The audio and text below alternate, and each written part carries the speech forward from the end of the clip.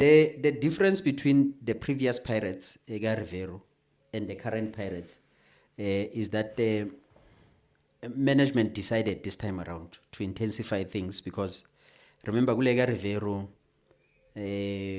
just after we came back from Guma Christmas and everything, we started to collapse, gents. Yeah, because those players were beginning to be tired. Yes.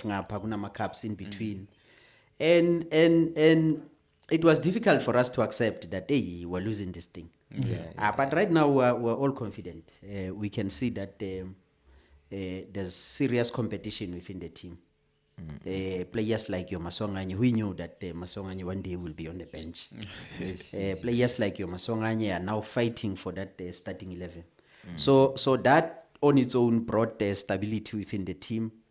The depth that we have within the team, it's also assisting a lot. So I think the only issue now that we need to focus on is how do we, build a strong mentality in making sure that we win almost all our remaining 18 games.